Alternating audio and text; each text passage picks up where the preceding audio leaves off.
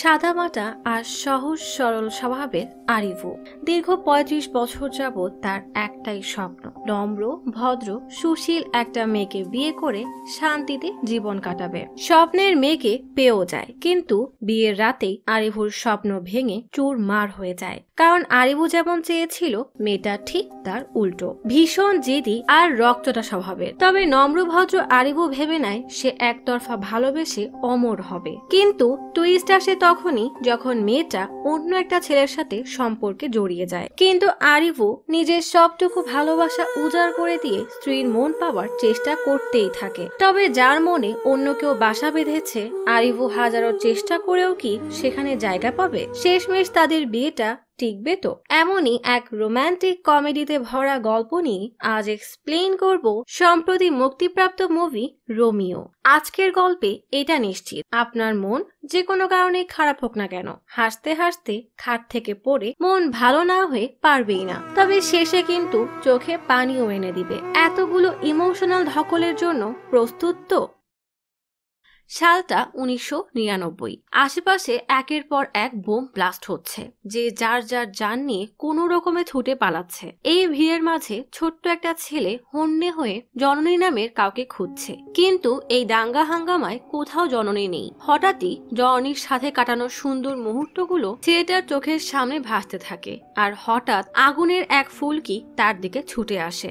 এমনই এক ভয়ানক স্বপ্ন দেখে আরিভু লাফিয়ে ঘুম থেকে ওঠে। আরিভু আসলে মালয়েশিয়ার এক বিলাসবহুল ফ্ল্যাটে থাকে। পেশায় সে এক নামকরা ক্যাফের মালিক। আরিভু যেহেতু চুপচাপ স্বভাবের, তাই তার ক্যাফের নামও সাইলেন্ট ক্যাফে। আরিভু তার ক্যাফেতে আসতেই তার সব ওয়ার্কার তাকে সারপ্রাইজ দিতে ফেয়ারওয়েলের কেক নিয়ে আসে।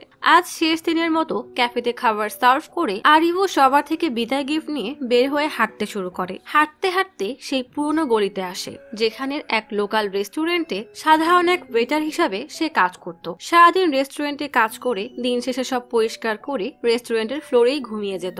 সেই ছোট বয়স থেকে কষ্ট করতে করতে আরিভু এই অবস্থানে এসেছে, আর আজ সেই সবকিছুকে বিদায় দিয়ে দেশে ফিরে আসবে। আরিভু সবকিছু গুছিয়ে মজার এক রেসিপি করে পাশের প্রতিবেশীর সাথে বসে খাওয়া দাওয়া করে ক্যাবের জন্য নিচে চলে আসে। ঠিক তখনই ইন্ডিয়া থেকে আরিভুর মামা কল দিয়ে বলে, আমি যে মেয়েদের ছবি পাঠিয়েছি একজনেরও ছবি পছন্দ হয়েছে, হলে বলো, তুমি ইন্ডিয়া আসার সাথে সাথেই ওই মেয়ের বাসায় গিয়ে বিয়ে ঠিক করে ফেলবো। মামার এমন কথা শুনে আরিভু বেশ বিরক্ত হয়ে বলে, আমি আগে দেশে আসি, তারপর এসব নিয়ে কথা হবে। কল কাটতেই সুন্দরী এক মেয়ে এসে বলে তার আর তার হাজবেন্ডের ছবি তুলে দিতে। এই কাপলকে এতটা খুশি দেখে আরিভু অবাক হয়ে তাকিয়ে থাকে। আরিভু আজ পর্যন্ত কারোর সাথেই রিলেশনে যায়নি, কারণ সে তার সব ভালোবাসা তার স্ত্রীর জন্য বাঁচিয়ে রেখেছে। এতগুলো বছর যাবৎ আরিভু অপেক্ষায় আছে কবে সে তার মনের মানুষ পাবে, তারপর তাকে বিয়ে করে জমিয়ে প্রেম করবে। আশেপাশের সব কাপলকে দেখে আরিভু মুচকি হাসি দিয়ে তার মনের মানুষটা কেমন হবে ভাবতে থাকে।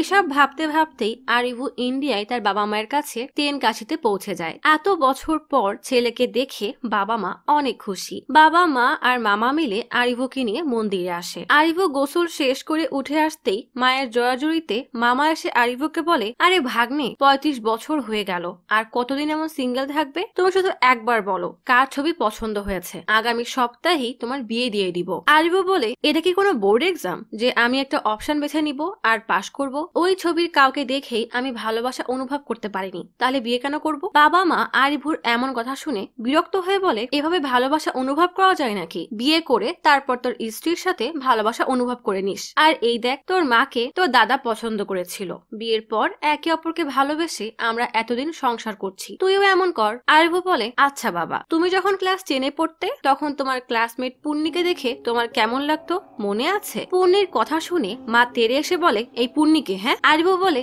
আর মা, তুমি যখন কম্পিউটার কোর্স করতে তখন এত বাস রেখে সবার শেষ বাসেই কেন উঠতে? নিশ্চয়ই ওই বাস ড্রাইভার শিভার কথা আজও ভুলোনি। বাবা এবার রেগে মায়ের দিকে তাকালে মা বেচারি থতমত খেয়ে যায়। আরিভু বলে, যেদিন কাউকে দেখে আবার অমন লাভ এট ফার্স্ট সাইটের অনুভূতি হবে, তার চোখে আমার অতীত বর্তমান ভবিষ্যৎ দেখতে দেখতে পাবো আমি তাকেই বিয়ে করব। আসলে সারা জীবন শুধু টাকার পেছনে ছুটেছি, এখন আমার কাছে সব আছে, তাই আমি সত্যিকারের ভালোবাসা চাই যার জন্য আমি সব করতে পারবো। আর আমার মন বলছে আমি খুব জলদি তাকে পেয়ে যাব। গল্প চলে আসে লীলার কাছে, যে বিশাল বড় এক অভিনেত্রী। তার ম্যানেজার সব ডিরেক্টরকে লীলার বিজি শিডিউল বলতে বলতে বিরক্ত, তবুও সবাই লীলাকে তাদের মুভিতে চায়। লীলা তার বাস থেকে নামতেই তার ফ্যান ফলোয়াররা একটা অটোগ্রাফের জন্য হই হুল্লোড় লাগিয়ে দিয়েছে। লীলা কোন রকমের শুটিং স্পটে ঢুকলেই স্ক্রিপ্ট রাইটার তাকে স্ক্রিপ্ট ভালো করে বুঝিয়ে বলে, আপনি আপনার হোস্টেলে বান্ধবীদের সাথে আছেন, আর আপনার বাবা তখন কল দিলে আপনি বলবেন আপনি এখন বিয়ে করতে চান না,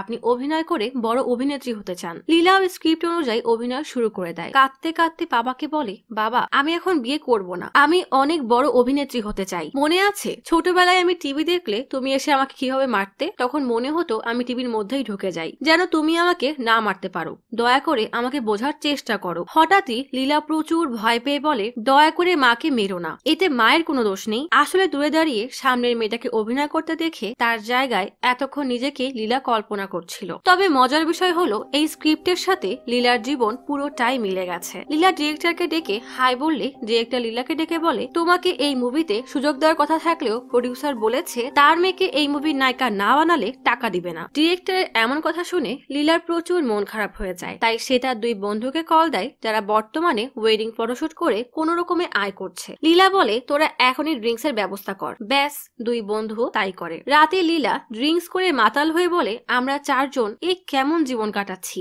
এই শহরে সাশা এসেছিল ক্যামেরাম্যান হতে, গৌতম এসেছিল ডিরেক্টর হতে, আর সানাম এসেছিল স্টাইলিশ হতে, আর আমি বাবা মাকে আইটিতে জব করবো বলে মিথ্যা বলে বড় নায়িকা হতে এসেছিলাম। আমাদের মধ্যে কেউ একজন সাকসেস হলেও শান্তি পেতাম, কিন্তু দেখো সবাই ছোট ছোট কাজ করছি যেটাতে আমাদের মন সাই দেয় না। সবার মন খারাপ হয়ে গেছে দেখে সাশা বলে, আরে এত হতাশ হওয়ার কি আছে, ধৈর্য ধরে কঠোর পরিশ্রম করলে ঠিকই আমরা সফল হব। লীলা বেশ খুশি হয়ে সামনে টাঙানো বিশাল বড় বিলবোর্ডের দিকে তাকিয়ে সেখানে নিজের ছবি কল্পনা করে বলে, আর সেদিন পুরো শহরে আমার পোস্টারে ভরা থাকবে। লীলা যখন খোলা চোখে রঙিন স্বপ্ন বুনছে, ঠিক তখনই লীলার স্ট্রিক্ট বাবা কল দেয়। লীলা রঙিন স্বপ্ন বাদ দিয়ে দৌড়ে সবাইকে থামিয়ে ভয়ে ভয়ে কল রিসিভ করে। বাবা বলে, কোথায় তুমি? লীলা বলে, কেন বাবা, বাসায়। ঠিক তখনই পাশ থেকে গাড়ির হর্নের শব্দ পেলে বাবা জিজ্ঞেস করে, তাহলে গাড়ির শব্দ কেন হচ্ছে? লীলা বাহানা বানিয়ে বলে, আসলে খাবার খেতে বের হয়েছিলাম তো তাই। বাবা বলে, শোনো তোমার দাদা মারা গেছে, জলদি বাসায় আসো। লীলা কল কেটে সবাইকে বলতেই সাশা বলে,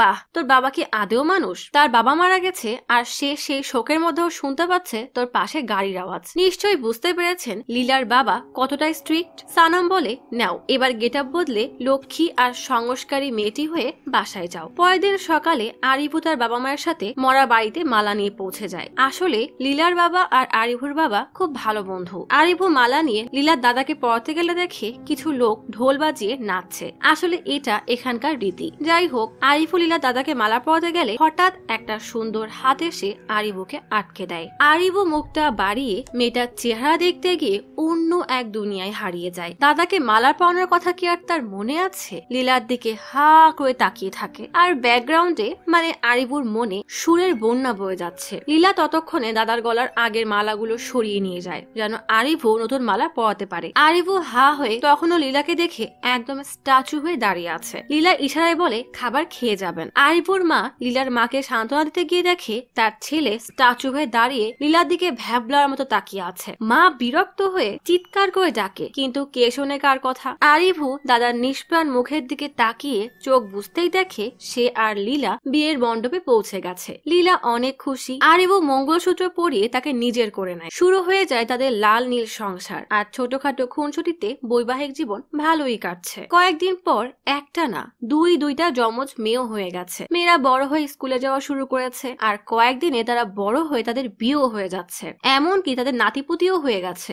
দেখতে দেখতে আরিভু অসুস্থ হয়ে বিছানায় শুয়ে বুড়ি লীলাকে দেখতে দেখতেই পরপারে চলে গেছে, আর দাদার জায়গায় আরিভু বসে আছে। পাশেই বুড়ি লীলা বসে কান্না করছে। মানে কল্পনারও একটা লিমিট থাকা উচিত, তাই না? যাই হোক, এত মনোহর কল্পনার পর আরিভু হাসি মুখে দাদাকে মালা পরিয়ে সেই ঢোলের তালি নাচতে নাচতে আকাশ কুসুম ভাবনায় মগ্ন। ছেলের এসব পাগলামি দেখে মা হা হয়ে তাকিয়ে ভাবছে সে হাসবে না কাঁদবে। ঠিক তখনই লীলার মা বুকে ব্যথায় অজ্ঞান হয়ে আরিভুর মায়ের কোলে পড়ে যায়। লীলার মাকে হাসপাতালে আনা হলে লীলার বাবাকে জিজ্ঞেস করে, কি হয়েছে? লীলার বাবা প্রচুর রেগে রেগে বলে, ডক্টর বলেছে এনজিও আর কি সব দামি দামি টেস্ট করাতে হবে, তোর মা কি নিজের যত্ন ঠিক মতো নিতেও পারে না? ডক্টর বলল 4 লাখ লাগবে, এত টাকা আমি কোথায় পাবো? ভালো কথা, তোর কাছে কত আছে? লীলা আমতা আমতা করতে করতে বলে, আমি তো কোনো টাকা জমাইনি। বাবা রেগে বলে, 4 বছর ধরে চাকরি করছো আর কোনো টাকা জমাওনি? লীলা অপরাধীর মতো তাকিয়ে থাকে। এই 4 বছর যাবত সে তো নিজেই স্ট্রাগল করে বাঁচছে, টাকা কিভাবে জমাবে? বাবা রেগে গজগজ করতে করতে চলে গেলে আরিভুর বাবা বলে, তুমি কেন তো চিন্তা করছো? আরিভু যখন মালয়েশিয়া ছিল তুমি তখন সাহায্য করেছিলে, তাহলে এখন আমার সাহায্য করার পালা। বলে জোর করে লীলার বাবাকে নিয়ে পেমেন্ট করে দেয়। আরিভুর মা এসে বাবাকে আড়ালে ডেকে বলে, মূর্তির মেয়েকে দেখেছো, এখন কত সুন্দর হয়ে গেছে? বলেই ছেলের দিকে ইশারা করলে বাবা বিরক্ত হয়ে বলে, আহা তুমি কথা বললে অনেক সময় বুঝি না, তাহলে ইশারা করলে কি বুঝবো, বুঝিয়ে বলো। মা আরিভুকে দেখিয়ে বলে, তোমার ছেলে লীলাকে দেখার পর থেকে গলির রোমিওর মতো পাগলামি শুরু করেছে। আমার মনে হয় এবার লীলার বাবার সাথে কথা বলা উচিত। বাবা ইতস্তত করে বলে, কথা তো বলা যাবে, কিন্তু এদিকে মামা আরিভুকে ফোনে বলে, তুমি যখন কলেজে পড়তে তখন লীলা ছিল ক্লাস 2-তে, তার মানে লীলা তোমার 10 বছরের ছোট। মা বলে, তাতে কি, তোমার বড় ভাই তো রাধা ভাবি থেকে 12 বছরের বড়, তারা কি এখন সুখে সংসার করছে না? এ জামানায় এসব কি ভাবে? মামা এদিকে আরিভুকে বলে, আর এমন জামানায় এসেছি 2 বছরের বড় হলেই পোলাপাইন আঙ্কেল বলে, আর 4 বছরের বড় হলে দাদা বলে, তাহলে লীলা তোকে কি বলবে তুই ভেবে দেখ। বাবা মাকে বলে, ওরা এখন শোকে আছে, কিছু সময় নিয়ে তারপর ওদের সাথে এসব নিয়ে কথা হবে, তবে আগে আরিভুকে জিজ্ঞেস করে নেই। বলে আরিভুকে ডাকলে বাবা জিজ্ঞেস করে, তুমি কি লীলাকে পছন্দ করো? আরিভু ভদ্র ছেলে তাই নাটক করে বলে, লীলা সে আবার কি? মা তো ছেলের কথায় আকাশ থেকে পড়ে। বাবা রেগে মাকে বলে, তুমি তো বললে ছেলে লীলাকে পছন্দ করেছে, বিয়ে করবে, ও তো বলছে লীলাকে নাকি চেনেই না। অবস্থা বেগতিক দেখে আরিভু বলে, হ্যাঁ হ্যাঁ লীলাকে চিনি তো, ওই যে বসে আছে ওই মেয়েটাই তো। মা বলে, না না থাক, আরিভু তো বলেছিল ওর আগে ভালোবাসা হতে হবে, তারপর কাউকে বিয়ে করবে। আরিভু বলে, না না মা, আমি তো অনুভব করেছি। বাবা জিজ্ঞেস করে, কি অনুভব করেছিস? আরিভু বাবা মাকে লজ্জায় ফেলে দিয়ে বলে, কেন, তুমি পুন্নিকে দেখে যা অনুভব করেছিলে, আর মা ওই বাস ড্রাইভার শিবায়াকে দেখে সেই ভালোবাসার অনুভূতি। বাবা মা লজ্জায় আরিভুকে থামিয়ে জলদি লীলার বাবার কাছে যায়। এদিকে মাকে কয়েকদিন পরে বাসায় এনে লীলা মাকে ওষুধ খাওয়াচ্ছিল। ঠিক তখনই সাশা কল দিয়ে বলে, তোকে বলেছিলাম না খুব জলদি আমাদের স্বপ্ন পূরণ হবে, তোর ছবি ডিরেক্টর শশীর অ্যাসিস্ট্যান্টকে দেখিয়েছিলাম, তারা তোমাকে অডিশনে ডেকেছে, তাই আগামীকালই অডিশন দিতে চলে আসো। লীলা অনেক খুশি হয়ে বলে, মা এখন অনেকটা সুস্থ, তাহলে আমি আজ রাতেই রওনা দিব। বলেই তাড়াতাড়ি নিচে এসে ব্যাগ গোছাতে গোছাতে মাকে বলে, নিজের খেয়াল রেখো আর ওষুধ সময় মতো নিয়ে নিও। বাইরে তখন অনেক বৃষ্টি। বাবা এসে বলে, কোথায় যাচ্ছ শুনি? লীলা বেশ ভয়ে ভয়ে বলে, অফিসে জরুরি কাজ আছে, আজই যেতে হবে। বাবা বলে, এখনই তোর অফিসে কল দে। লীলা ঠায় দাঁড়িয়ে থাকলে বাবার রাগে মায়ের কোলে তার মোবাইল ছুড়ে দিলে মা লীলার অভিনয় ভিডিও দেখে অনুনয়ের দৃষ্টিতে তাকিয়ে ইশারা করে বলে, এগুলো কি? বাবা ঠাস করে মায়ের গালে এক চড় দিয়ে বলে, এভাবে তুই একে লালন পালন করেছিস? লীলা চিৎকার করে বলে, এতে মায়ের কোনো দোষ নেই। বাবা এবার রেগে লীলার মুখ চেপে বলে, সিনেমায় কাজ করে তুই আমার পরিবারের সম্মান নষ্ট করবি? ঠিক তখনই বাবার ফোনে কল আসে। বাবা কল রিসিভ করলে দেখে আরিভুর বাবা কল দিয়েছে। বাবা কল কেটে মাকে বলে, তাড়াতাড়ি ওষুধ খেয়ে সুস্থ হয়ে যাও, আগামী সপ্তাহে তোমার মেয়ের বিয়ে। এই কথা শোনা মাত্রই লীলার পায়ের নিচ থেকে মাটি সরে যাওয়ার মতো অবস্থা হয়। পরের দিনই লীলার বাবা আরিভুদের বাসায় বিয়ের কথা পাকা করতে আসে। বিয়ের কথা শুনে আরিভুর তো খুশির শেষ নেই, কিন্তু লীলার অবস্থা একদম উল্টো। তার মনে হচ্ছে কেউ তার স্বপ্নকে তার থেকে ছিনিয়ে নিচ্ছে। জীবিত লাশের মতো চুপচাপ বসে থাকে। আশীর্বাদ, হলুদ সব অনুষ্ঠান এক এক করে হয়ে যায়। লীলা গম্ভীর মুখ নিয়ে ঠায় বসে থাকে। দেখতে দেখতে লীলা আর আরিভুর বিয়েও হয়ে যায়। আরিভু এদিকে হাজারটা স্বপ্ন বুনছে আর লীলার কোনো অনুভূতিই নেই। আরিভু খুশি হয়ে লীলার হাতে হাত রাখতেই লীলা হাত সরিয়ে নেয় আর লীলার চোখের এক ফোঁটা পানি আরিভুর হাতে পড়ে। সাথে সাথেই আরিভুর হাসি মুখটা মলিন হয়ে যায়। আরিভু মামাকে বিষয়টা শেয়ার করলে মামা বলে, আহা, বিয়েতে মেয়েরা কাঁদবে আর ছেলেরা হাসবে, এটাই তো স্বাভাবিক, কারণ বাকি জীবন তো স্ত্রী হাসবে আর স্বামী কাঁদবে। আর অত চিন্তা করিস না তো, সংস্কারী মেয়ে ঠিকই মানিয়ে নিবে। আরিভু সবার থেকে বিদায় নিতে গেলে দেখে লীলা কোনো রকমে তার বাবার পায়ে ছুঁয়ে আশীর্বাদ নিলেও নিজের বাবার দিকে ফিরেও তাকাচ্ছে না আর সোজা গিয়ে গাইতে বসে। আরিভু গাইতে উঠে দেখে লীলা এখনো রোবটের মতো বসে আছে। লীলা তার ভেঙে যাওয়া স্বপ্নের কথা ভেবে চোখের পানি ফেলছে।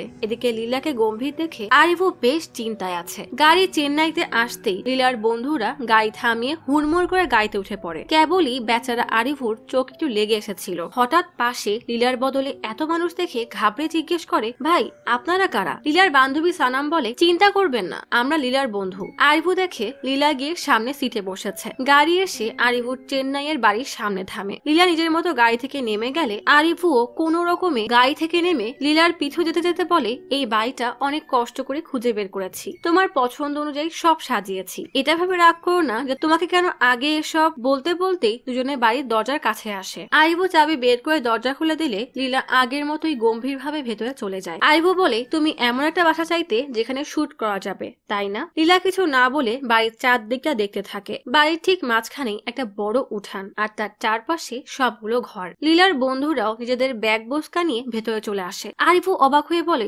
এগুলো তোমাদের ব্যাগ? সানাম বিরক্ত হয়ে বলে, তা নয় তো কি, এখন কি তোমার অনুমতি দিতে হবে? সাশা সানামকে ধমক দিয়ে বলে, ওনাকে এভাবে অসম্মান করাটা ঠিক না। বলে আরিভুকে বলে, মাত্র 2 সপ্তাহ আগেও আমরা আপনাকে চিনতাম না, আর না লীলা আপনাকে চিনত। এখন একজন অপরিচিত কারোর কাছে আমাদের বান্ধবীকে কিভাবে রেখে যায় তাই বলুন? যদি আপনি দিনের বেলায় ভালো আর রাতের বেলায় সাইকো হয়ে যান তাহলে? আরিভু বেশ ঘাবড়ে বলে, কিন্তু আমি তো ওর স্বামী। কে শোনে কার কথা? সাশা বলে, এই জন্যই তো আপনি এখন ছাদে ঘুমাবেন। এদিকে লীলা ঘরে এসে বিছানার উপরে গোলাপের পাপড়ি দিয়ে বড় করে হার্ট শেপ বানানো দেখে রেগে একটা বালিশ বাইরে ছুঁড়ে মেরে দরজা লাগিয়ে দেয়। আরিভু বাধ্য হয়ে নিজের লাগেজ আর বালিশ নিয়ে ছাদের উপরের একটা ফাঁকা ঘরে আসে। সারাদিন বেচারা সেখানেই বসে কাটিয়ে দেয়। রাতে প্রচন্ড মিউজিক আর হই হুল্লোড়ের শব্দে বাইরে এসে দেখে লীলা তার সব বন্ধুদেরকে নিয়ে এসে রীতিমতো পার্টি করছে। লীলা গেঞ্জি আর হাফ প্যান্ট পরে সবার সাথে গানে তালে নাচছে, ড্রিঙ্কস করছে। সুশীল লীলার এই রূপ দেখে আরিভু হতবাক হয়ে যায়।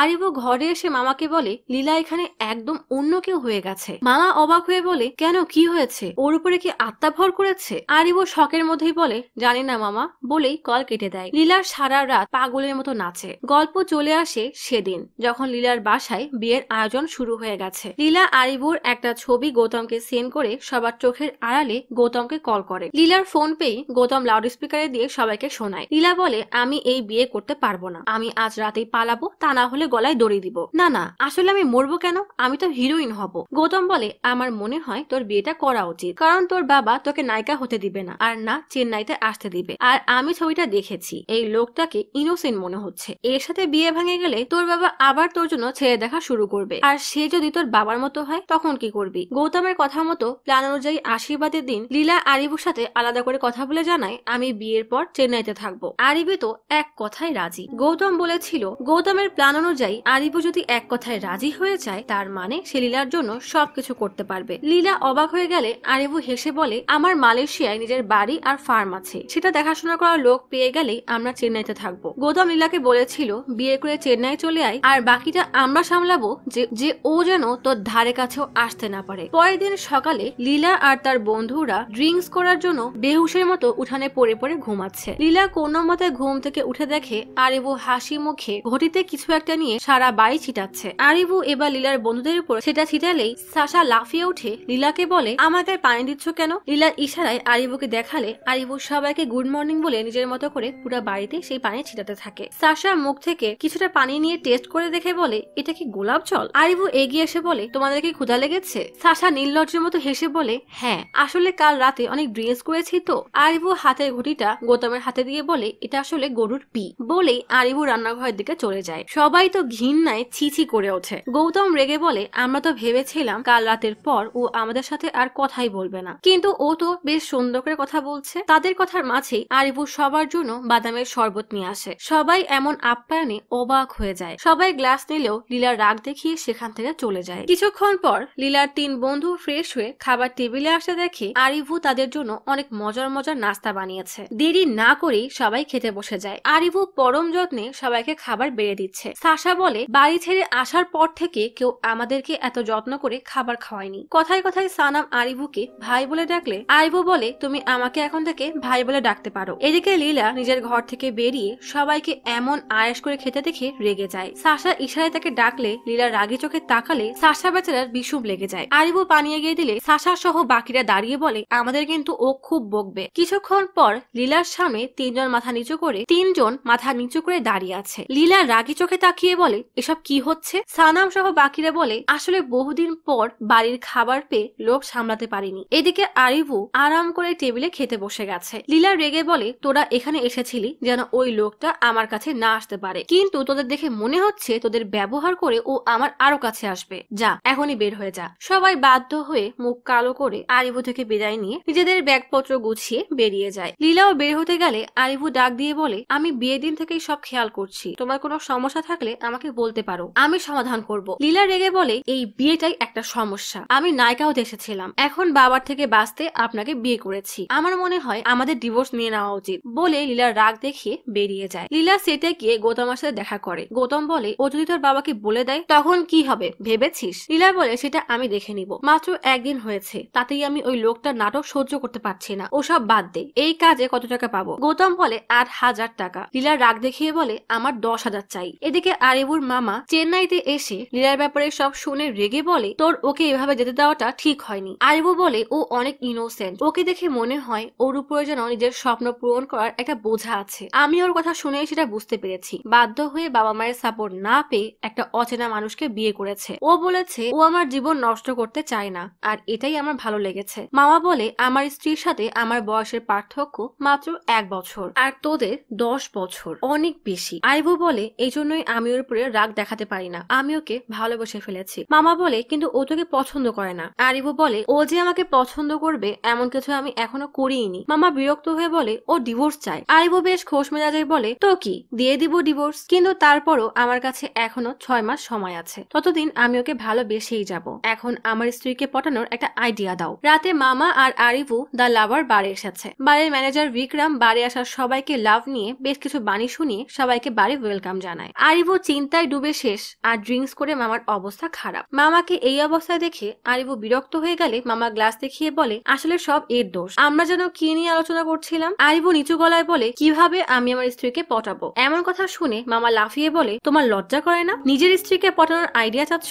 সবাই হা হয়ে তাদের দিকে তাকিয়ে থাকে, বিশেষ করে বিক্রম। আরিবু মামাকে শান্ত করে বসালে বিক্রম এসে আরিবুর দিকে একটা গ্লাস এগিয়ে দিলে আরিবু বলে, আমি ড্রিঙ্কস করি না। বিক্রম নিজের পরিচয় দিলে মামা রেগে গিয়ে বলে, তোমার এই জেচে খাতির করতে আসাটা অনেক সন্দেহজনক। মামার কথায় পাত্তা না দিয়ে বিক্রম আরিবুকে বলে, অ্যারেঞ্জ ম্যারেজ? মামা বলে, এটা আমাদের পরিবারের ব্যাপার, আপনি কেন নাক গলাচ্ছেন? বিক্রম বলে, আমি তো সাহায্য করতে চাচ্ছিলাম, না চাইলে কোনো ব্যাপার না, বলি উঠে চলে যায়। মামা আরিবুকে বলে, আমি তোমার মনের অবস্থাটা বুঝতে পারছি, তুমি সারা জীবন চেয়েছিলে তোমার স্ত্রীকে ভালোবাসতে, কিন্তু সেটা আর হলো কোথায়? তবে চিন্তা করো না, ও তো তোমার স্ত্রী, তুমি একবার বললে ও এখানে আসতে বাধ্য। আরিবু প্রচুর বিরক্ত হয়ে মামাকে সোজা বাড়ি ফেরার বাসে উঠিয়ে খাবার আর পানির বোতল দিলে মামা কষ্ট পেয়ে বলে, তুমি আমার সাথে এটা করতে পারলে? আরিবু হেসে বাই বললে বাস স্টার্ট দেয়। মামা চলে যেতেই আরিবু খেয়াল করে বিক্রম বাইক নিয়ে তার জন্য অপেক্ষা করছে। আরিবু অবাক হয়ে এগিয়ে এসে বলে, আমাকে ফলো করছেন? বিক্রম খুব ভাব নিয়ে বলে, হয়তো। আরিবু সন্দেহের চোখে তাকিয়ে বলে, তুমি যেটা আমাকে সাহায্য করতে চাচ্ছ কেন? বিক্রম বলে, কেউ সাহায্য করতে আসলে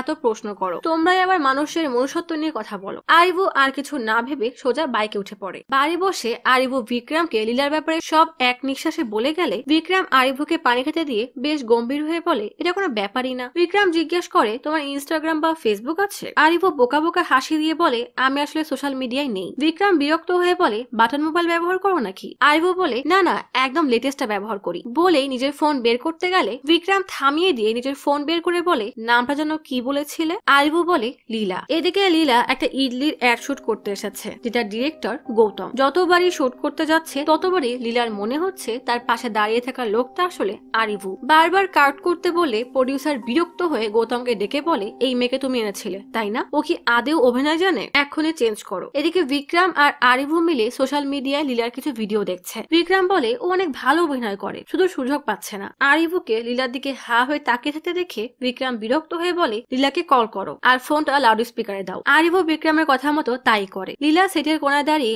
আরেকজনকে তার জায়গায় শুট করতে দেখে রাগে ফুঁসছে। ঠিক তখনই একটা কল আসলে সে কল রিসিভ করে বলে, কে বলছেন? বিক্রম ইশারা করলে আরিবু বলে, আমি আরিবু। সাথে সাথে লীলা কল কেটে দেয়। বিক্রম এবার শয়তানি হাসি দিয়ে বলে, আমি জানতাম এমন কিছুই হবে, বলে নিজের মানিব্যাগ বের করে সেটা উল্টা করতেই মেলাগুলো সিম কার্ড বেরিয়ে আসে। তার মধ্যে থেকে একটা আরিবুর দিকে এগিয়ে দিয়ে বলে, এই সিম দিয়ে লীলার সাথে কথা বলবে আর ওকে কল করে বলবে তুমি ওর অনেক বড় ফ্যান। আরিবু অবাক হয়ে বলে, সেটা বলবো কেন? বিক্রম বলে, তোমার নাম শুনেই তো ও কেটে দিল। আর সব অ্যাক্ট্রেসদের উইক পয়েন্ট হলো কেউ যখন তাদের ব্যাপারে প্রশংসা করে, তাই ওকে কল করো আর ওর অভিনয়ের প্রশংসা করো। এরপর ধীরে ধীরে ওর ভালো লাগা খারাপ লাগা সম্পর্কে জানো। ও যেমন স্বামী চায় তেমন হওয়ার চেষ্টা করো। এখন তুমি লীলাকে কল দাও আর ও যেন ভুলেও তোমাকে চিনতে না পারে। কিভাবে কথা বলবে আমাকে বলে দেখাও। আরিফু এবার তার মতো করে বললে বিক্রম বিরক্ত হয়ে বলে, স্মার্ট হও, শার্টের বোতামের ফোনের উপরটা খোলো, এরপর বুক টান টান করে বসো। আরিফও তাই করে। এরপর নতুন সিম দিয়ে লীলাকে কল করে। রিং হতেই বেচারা ভয়ে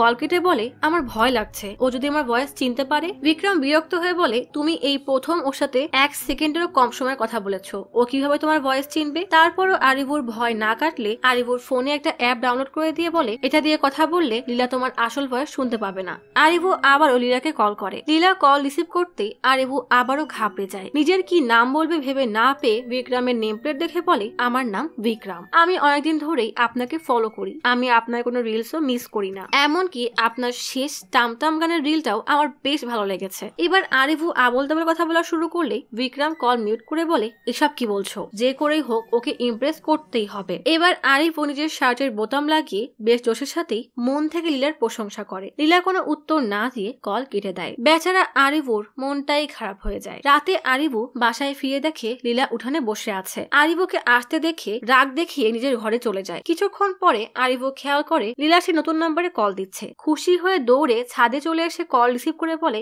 আমি ভাবিনি আপনি আবারও আমাকে কল করবেন। লীলা বলে, আসলে আমাকে এভাবে এর আগে কেউই মোটিভেট করেনি। আরিফু বলে, আমি ফ্যান হয়ে সব সময় আপনার পাশেই থাকবো, জীবনে অনেক সমস্যা আসবে, সেটাকে নিজের ট্যালেন্ট বানিয়ে খুশি থাকুন। লীলা ধন্যবাদ বলে হেসে দিলে আরিফু বলে, এভাবেই সব সময় হাসবেন। লীলা অবাক হয়ে বলে, আমি হাসছি আপনি কিভাবে জানলেন? আরিফু তাড়াতাড়ি ছাদের কিনারা থেকে সরে বলে, গলা শুনে বুঝলাম। লীলাও সত্যি মনে করে নেয়। আরিফু জিজ্ঞেস করে, তাহলে কি আমরা এখন বন্ধু? লীলা হেসে বলে, হ্যাঁ। আরিফুর খুশি আর দেখে কে, খুশিতে সে রীতিমতো নাচতে শুরু করেছে। এভাবে প্রায় প্রতিদিনই লীলা আর আরিফুর ফোনে কথা হতে থাকে। একদিন আরিফু লাভ বারে বসে লীলার সাথে কথা বলছিল। এমন সময় হঠাৎ ওয়েটার বারে আগুন ধরিয়ে শো করছিল। পাশে আগুন দেখে আরিফু প্রচুর ভয় পেয়ে যায়। আরিফুর ছোটবেলার জননীকে হারানোর কথা মনে পড়ে যায়। ফোনের এপাশ থেকে লীলা হ্যালো হ্যালো বলেই যাচ্ছে। নিজেকে কিছুটা শান্ত করে আরিফু লীলাকে বলে, আমি আসলে আগুনকে ভয় পাই। একদিন সানাম, সাশা আর গৌতম কেক আর বার্থডে সেলিব্রেশনের জিনিসপত্র নিয়ে আরিফুদের বাসায় আসে। আরিফুকে দেখে সাশা বলে, আজ লীলার জন্মদিন, আসো আমরা একসাথে মজা করি। বলেই ঘর সাজানোর কাজে লেগে পড়ে। কিন্তু কেকের প্যাকেট খুলে দেখা যায় কেক নষ্ট, বেলুন ফোলে না তো পার্টি পপার আগে বের হয়ে নষ্ট হয়ে যায়। এদের এমন হাল দেখে আরিফু আস্তে করে সব লাইট জ্বালিয়ে দেয় আর সাথে সাথেই চারিদিক আলোয় জল জল করে ওঠে। অর্থাৎ আরিফু আগে থেকে লীলাকে সারপ্রাইজ দেওয়ার জন্য সব সাজিয়ে রেখেছে। লীলা আসলে আরিফু সুইচ টিপে পার্টি পপার ফাটায়। বন্ধুদেরকে দেখে খুশিতে তাদের দিকে এগিয়ে যায়। আরিফু হাতে গোলাপ নিয়ে লীলার দিকে এগিয়ে আসলে লীলা মুখ গোমরা করে সেটা না নিলে আরিফু গোলাপগুলো উপরে ছুঁড়ে মারে। সাথে সাথেই পাপড়িগুলো ছড়িয়ে পড়ে। এরপর থেকে আরিফু নানাভাবে লীলার মন জয় করার চেষ্টা করে যাচ্ছে। কখনো নিজে বিরিয়ানি রাঁধে, লীলা খাবে না বললে সেই বিরিয়ানি পার্সেল সাজিয়ে বাইরে রেখে বেল দিয়ে দে দৌড়। তো কখনো লীলার পছন্দের ফুল গাছ দিয়ে ঘর ভরিয়ে ফেলছে। এভাবেই একদিন রাতে লীলা ফোনে বলে, আমাদের আসলে স্বপ্ন দেখাই উচিত না। আরিফু বলে, দিনের বেলায় তারাদেরকে দেখা যায় না, তাই বলে এমন না যে তারা নেই, তুমিও একজন স্টার, তোমাকেও একদিন সবাই খুঁজে পাবে। পরের দিন সকালে আরিফুর বাড়িতে লীলা, সানাম আর সাশা আড্ডা দিচ্ছে। ঠিক তখনই গৌতম সে লীলাকে বলে, ডিরেক্টরের আমার স্টোরি ভালো লেগেছে আর সে লীলার প্রোফাইল দেখেও পছন্দ করেছে, লীলাকে হিরোইন বানাতে যাচ্ছে। সবাই খুশিতে লাফিয়ে ওঠে। লীলা যেন নিজের কানকে বিশ্বাসই করতে পারছে না। আজ লীলা মুভির জন্য কন্ট্রাক্ট পেপারে সাইন করতে যাবে। বাইরে প্রচন্ড বৃষ্টি হচ্ছে। লীলা বিক্রমকে কল করে সুখবরটা দিয়ে বলে, ধন্যবাদ, আপনি না থাকলে এমনটা হতোই না, আমি কখনোই এই মনোবলটা পেতামই না। আরিফু ছাতা হাতে নিয়ে ছাদে দাঁড়িয়েছিল। হঠাৎ লীলা পানিতে পা দিবে দেখে বিক্রম বলে, সাবধান, আপনার পা পিছলে যাবে তো। লীলা এবার আশেপাশে খুঁজতে থাকে যে বিক্রম কোথায়। আরিফুর সাথে সাথেই লুকিয়ে পড়ে। লীলা জিজ্ঞেস করতে আরিফু বলে, আসলে আমারও পা পিছলে গিয়েছিল, তাই বললাম। লীলা আর কথা না বাড়িয়ে ফোন রেখে দেয়। গৌতমকে কল করতেই গৌতম বলে, আমি আধা ঘন্টা ধরে বৃষ্টিতে আটকে আছি, তোকে আমি আনতে যেতে পারবো না, তুই নিজেই চলে যা। ঠিক তখনই আরিফু নিজের গাড়ির চাবি দেখিয়ে বলে, আমি দিয়ে আসি। লীলা আর উপায় না পেয়ে রাজি হয়ে যায়। প্রডিউসারের অফিসের সামনে আসতেই লীলা গাড়ি থেকে নেমে পড়ে। আরিফু পেছন থেকে বলে, আমি এখানেই অপেক্ষা করব। আরিফু গাড়িতে বসে বিক্রমকে কল করে। বিক্রম সব শুনে বলে, বাহ, ও হিরোইন হয়ে যাবে আর তুমি ওর ম্যানেজার, এদিকে তো আমি কিছুই না। কথার মাঝেই আরিফু খেয়াল করে লীলা বাইরে এসেছে। আরিফু ফোন রেখে গাড়ি নিয়ে এগিয়ে গেলে লীলা রোবটের মতো গাড়িতে উঠে বসে। লীলার এমন চেহারা দেখে আরিফু বুঝে যায় কিছু একটা হয়েছে। কিছু না বলে গাড়ি স্টার্ট দেয়। লীলা রোবটের মতো বসে চোখের পানি ফেলছে। বাড়ি ফিরতে ফিরতে রাত হয়ে যায়। লীলা একইভাবে রোবটের মতো নিজের ঘরে চলে যায়। আরিফু তার পিছু পিছু গিয়েও কিছু বলতে পারে না। ছাদে গিয়ে লীলাকে কল করতেই থাকে, কিন্তু লীলা কল রিসিভ করে না। কিছুক্ষণ পর লীলা কল রিসিভ করতেই আরিফু বলে, প্রডিউসারের সাথে কথা হলো, মুভি সাইন করেছো? কান্নার জন্য কিছু বলতেই পারছে না। তারপর নিজেকে সামলে বলে সে বেশ খুশি হয়ে প্রডিউসারের অফিসে গিয়েছিল, কিন্তু প্রডিউসারের সাথে তার চেম্বারে দেখা করতে গেলে প্রডিউসার বেশ বাজে চোখে লীলার দিকে তাকায়, তারপর হাত ধরে। এসব শুনে আরিভু নিজের রাগকে কন্ট্রোল করতে পারে না, সোজা প্রডিউসার অফিসে গিয়ে প্রডিউসারের শার্টের কলার ধরে টেনে এনে সবার সামনে মারতে থাকে। শেষে আরিভু বিক্রমের সাথে বারে দেখা করতে গেলে বিক্রম বলে, তুমি কি ভাবছো তুমি অনেক বড় কাজ করেছো? ওই লোক লীলাকে আর কোনো প্রজেক্টে কাজ করতে দিবে না। পরের দিন সকালে আরিভুর বাসায় লীলার সব বন্ধুরা চিন্তায় অস্থির হয়ে আছে, কারণ এই প্রডিউসার লীলাকে দিয়ে আর কাজ করাবে না, তাহলে গৌতমের কি হবে? লীলাও যেন শোকে পাথর হয়ে গেছে। আরিভু সবাইকে কি হয়েছে জিজ্ঞেস করলে সাশা বলে, অনেক কষ্টে একটা প্রডিউসার জোগাড় করেছিলাম, সেটাও হাতছাড়া হয়ে গেল, আর একটা মুভি বানাতে অনেক টাকা লাগে যেটা আমাদের কাছে নেই। আরিভু জিজ্ঞেস করে, একটা কম বাজেটের মুভি বানাতে কত টাকা লাগে? সানাম বলে 2 কোটি। আরিভু বলে, ঠিক আছে আমি মুভি প্রডিউস করব। কেউ যেন নিজেদের কানকে বিশ্বাসই করতে পারছে না। আরিভু বলে, তোমরা সবাই, বিশেষ করে লীলা ফেমাস হলে আমি অবশ্যই টাকা দিব। সাশা সহ সবাই মুহূর্তে পোল্টে খেয়ে আরিভুকে সার বলে পাগল করে দেওয়ার মতো অবস্থা। আরিভু জিজ্ঞেস করে, গল্প ঠিক করা আছে? গৌতম বলে, হ্যাঁ হ্যাঁ সব রেডি, মুভির নাম রোমিও। আরিভু জিজ্ঞেস করে, এটা আবার কেমন মুভি? সাশা বলে, এটা একটা লাভ স্টোরি, ইশারা করে বোঝায় হিরো হিরোইনের ক্লোজ সিন থাকবে, নিজের স্ত্রীকে অন্য কারোর সাথে এমন সিন করতে হবে শুনে আরিভু একটা লোক দেখানো হাসি দিয়ে অজ্ঞান হয়ে যায়। 3 জন আরিভুকে সোফায় উঠিয়ে আরিভুর মুখে পানি ছিটিয়ে জ্ঞান ফেরায়। আরিভুর জ্ঞান ফেলে সানাম বলে, আপনার নিজের খেয়াল রাখা উচিত, মুভি প্রডিউস করবে শুনে সবার ভালোবাসা একদম উতলে পড়ছে। সাশা বলে, আপনি আমাদের জন্য অনেক মূল্যবান মানুষ। আরিভু যেন তার মন না বদলায়, তাই সেখান থেকে কোনো রকমে কেটে পড়ার জন্য গৌতম বলে, চলো চলো আমরা যাই, স্যার আরাম করুক। বলেই সবাই চলে যেতে গেলে আরিভু তাদেরকে থামিয়ে বলে, আমার একটা অনুরোধ রাখবেন? সাশা বলে, আপনি প্রডিউসার, আপনি যা বলবেন তাই হবে। আরিভু বলে, যদি তোমরা চাও আমি এই মুভি প্রডিউস করি তাহলে এই মুভিতে আমি হিরো হব। এই কথা শোনার পর সবার মুখের হাসি নিমিষেই উধাও হয়ে যায়। এবার তো সাশাই অজ্ঞান হয়ে পড়ে যায়। ক্লাবে এসে আরিভু বিক্রমকে সব জানালে বিক্রম বলে, তুমি এটা কি করছো? আরিভু বলে, তোর কি করব? আমার স্ত্রীকে আরেকজন এসে স্পর্শ করবে আর আমি দেখবো? আমি এটা মেনে নিতে পারবো না। বিক্রম বলে, তাহলে এখন তুমি চাও আমরা তোমাকে স্ক্রিনে দেখি? শোনো, তোমার স্ত্রী তোমাকে এখনো মেনে নেয়নি, এমন কাজ করলে সে কখনো মেনেও নিবে না। এদিকে লীলাও রেগে তার বন্ধুদেরকে বলে, এটা কোনো কথা? সে কি সুন্দর করে বললো হিরো হবে আর তোরাও রাজি হয়ে গেলি। সাশা বলে, মুভিটা তো সে প্রডিউস করবে। লীলা বলে, তাই বলে সে হিরো হবে? আরিভু বলে, অভিনয় তো করতে হবে, আমি শিখে যাব। বিক্রম বলে, প্রডিউস করতে চাচ্ছ ভালো, কিন্তু অভিনয় করা মানে তোমার স্ত্রীকে শাস্তি দেওয়া। লীলা তার বন্ধুদেরকে বলে, আমাদের ক্যারিয়ার এভাবে নষ্ট করিস না। পাশ থেকে সানাম বলে, আমরা এত বছর ধরে একসাথে একটা মুভি করতে চাচ্ছি, এখন যদি এই সুযোগ হাতছাড়া হয়ে যায়। বলতে বলতে থেমে গেলে লীলা বলে, ও তার মানে সবাই রাজি? আর ডিরেক্টর স্যার আপনিও কি রাজি? গৌতম রেগে বলে, আর কোনো অপশন আছে? 6 বছর ধরে আমরা চেষ্টা করছি কিন্তু কিচ্ছু হয়নি। এখন আরিভু তোর জন্য প্রডিউস করতে চেয়েছে, আমরা তাকে কিভাবে বলবো সে যেন অভিনয় না করে? আরিভু মুভি বানাতে না চাইলে আমরা সবাই ডুববো, আমাদের সবার জীবন এই মুভির উপরে নির্ভর করছে। আমি এমন ভাবে স্টোরি লিখবো যেটা তার চরিত্রের সাথে ম্যাচ করে। লীলা বলে, সত্যি করে বল, কে ওকে থিয়েটারে দেখতে আসবে? সানাম বলে, সমস্যা কি তোর? সে দেখতে হ্যান্ডসাম না, তাই তো? এটা আমার সেক্টর, আমি সামলে নিব। পরের দিন থেকে শুরু হয়ে যায় আরিভুর মেকওভারের কাজ। চুল দাড়ি সব ছেটে ফেলা হয়। মেকওভার শেষে আরিভুকে বাসায় আনলে আরিভু হিরোদের মতো সানগ্লাস পরে হেঁটে আসে। আরিভুর এই নতুন লুক দেখে লীলা হা করে তাকিয়ে থাকে। আরিভু বলে, শুরু করি আমাদের মুভি। লীলা তার বন্ধুদেরকে ডেকে বলে, তোরা এগুলো কি করেছিস? সাশা বলে, এখন তোর সমস্যা কি? আলুকে হিরো বানিয়েছি। লীলা বলে, তাহলে তার সাথে তোরা মুভি বানা। বলেই তাদের মুখের উপরে দরজা বন্ধ করে দেয়। গৌতম লীলাকে পাত্তা না দিয়ে আরিভুকে এসে স্টোরি শোনায়। গৌতম বলে, সিনের শুরু হবে আপনি আর লীলা ডিভোর্সের জন্য অ্যাপ্লাই করেছেন। এটা শোনার পর আরিভু অবাক হয়ে গ্লাস খুলে বলে, ডিভোর্স? তোমরা না বলেছিলে লাভ স্টোরি? সাশা বলে, তার মানে তো এই না যে আপনি সব সময় লীলার সাথে জাপটে থাকবেন। গৌতম জানায়, হিরো হিরোইন একে অপরকে অনেক ভালোবাসে, বিয়ে করে, কিন্তু বিয়ের পর তাদের মধ্যে ঝামেলা শুরু হয়, তারা একসাথে থাকতে পারে না, তাই তারা ডিভোর্সের জন্য অ্যাপ্লাই করে। আরিভু বলে, শেষে আমরা একসাথে থাকবো তো? গৌতম বলে, জানি না, আমি এখনো গল্প শেষটা লিখিনি। আরিভু বলে, পজিটিভ কিছু লিখবে। আরিভু জিজ্ঞেস করে, লীলারিতে কোনো সমস্যা নেই? সাশা বলে, না, সে তো একদম রাজি। আরিভু লীলার রুমের বাইরে বাইরে গিয়ে দাঁড়িয়ে আস্তে আস্তে বলে, যদি তোমার আমার এসব পছন্দ না হয় তাহলে আমি এসব করব না। বলেই জ্যাকেট খুলে দরজা নক করতে গিয়েও নক না করে সেখান থেকে সরে যায়। আর লীলা রুমের ভিতরে বসে তার সমস্ত রিজেকশনের কথা চিন্তা করতে থাকে। এরপরেই দরজা খুলে তার বন্ধুদের দিকে মুচকি হাসি দিয়ে মাথা নাড়িয়ে সম্মতি দিয়ে দেয়। লীলার বন্ধুরা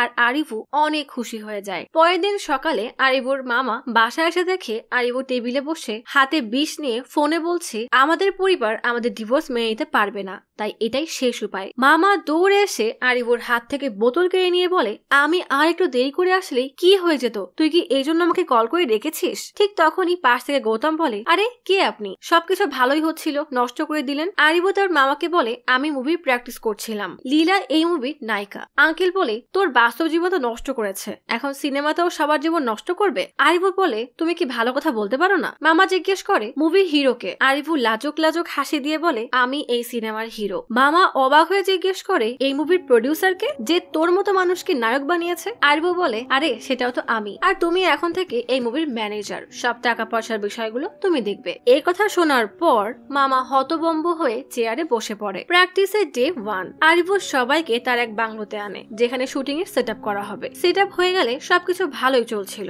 10ম দিনে একটা সিন আসে, যেখানে আরিভু গৌতমকে বলে, স্ক্রিপ্টে লেখা লীলাকে কিস করতে হবে, লীলা কি রাজি? গৌতম বলে, হ্যাঁ রাজি, আপনি আসেন, একটা টেস্ট শট নিব। আরিভুর মনে তো লাড্ডু ফুটছে, কিন্তু আরিভু যখন ক্যামেরার সামনে দাঁড়ায় তখন পাশ থেকে একজন একটা বেলুন নিয়ে আসে। আরিভুকে অবাক হতে দেখে গৌতম বলে, আরে এটাই তো লীলা, আপনি অতি ভালোবাসার সাথে বেলুনটাকে কিস দিবেন, এডিট করে এখানে লীলাকে বসিয়ে দিব। পরের স্যাড সিনে আরিভুকে কান্নার অভিনয় করতে বললে সে রাস্তার ভিখারিদের মতো কান্না শুরু করলে লীলা রেগে সেখান থেকে চলে যায়। তাই আরিভু বাসায় গিয়ে নানাভাবে কান্নার প্র্যাকটিস করে। হঠাৎ আরিভু তার নিজের জীবনের কথা মনে পড়ে যায়। বিয়ের পর থেকে লীলা তার সাথে কেমন ব্যবহার করেছে এটা মনে করার সাথে সাথেই আরিভুর চোখ দিয়ে অটোমেটিকই পানি পড়তে থাকে। আরিভু তার ভিতরের আসল ইমোশন নিয়ে আসতে পারে। শুটিং এর আজ 17তম দিন। বাইরের গাড়িতে আরিভু অপেক্ষা করছে, কিন্তু লীলা আরিভুর গাড়িতে না উঠে একটা ট্যাক্সিতে চলে যায়। অনেকদিন পরে লীলার জীবনে আনন্দের মুহূর্তে আসায় শুটিং এর ফাঁকে সে বিক্রমকে কল দিয়ে কথা বলতে থাকে।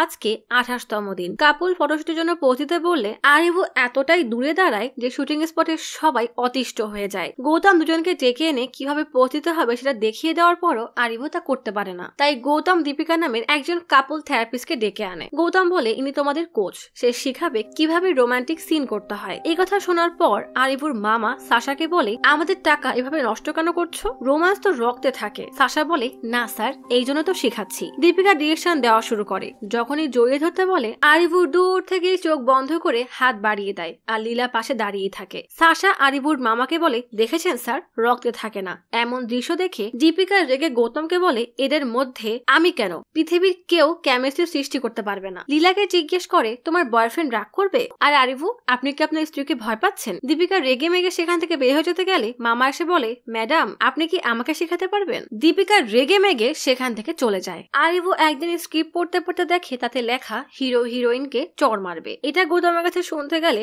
গৌতম বলে, হ্যাঁ, এই সিনে হিরোর মধ্যে অনেক রাগ কাজ করবে। নিজের পুরুষত্ব বোঝানোর জন্য আরিভু বলে, চড় মারলে কি পুরুষত্ব বোঝানো যায়? আমরা এটা ভালো লাগেনি, চেঞ্জ করো। লীলা সোফায় বসে এইসব কথা শুনে মুচকি মুচকি হাসে। শুটিং এ যাওয়ার আগেই বিক্রম লীলাকে কল করে বলে, বাইরে যাও, তোমার জন্য একটা গিফট আছে। লীলা বাইরে গিয়ে গিফট খুলে দেখে আয়না। বিক্রম লীলাকে কংগ্রেস দিয়ে বলে, এটা ছোট্ট একটা গিফট, কিন্তু তোমার জীবনের সবচেয়ে বড় গিফট কি জানো? তুমি শুটিং এর প্রথম দিন সিন শুরুর আগে নিজেকে আয়নায় দেখবে। তোমার মধ্যে আত্মবিশ্বাসকে তুমি এই আয়নায় দেখতে পাবে, আর মনে করবে আমার মতো তোমার আরো অনেক ফ্যান আছে যারা তোমাকে দেখতে চায়। লীলা বলে, আমি তোমাকে দেখতে চাই। আরিভু ঘাবড়ে গিয়ে বলে, না, আমার কোনো ছবি নেই। লীলা বলে, আমি এতদিন সব চিন্তা করিনি, কিন্তু এখন আমি তোমার সাথে দেখা করতে চাই। আরিভু জবাব দেয়, আমি শহরে নেই। লীলা বলে, আমি যখন নিজেকে হারিয়ে ফেলেছিলাম তখন তুমি আমাকে নিজেকে খুঁজতে সাহায্য করেছো, তাই তোমার সাথে দেখা করতে চেয়েছিলাম। ঠিক আছে, সমস্যা নাই, তোমার এই গিফট আমার কাছে অনেক স্পেশাল।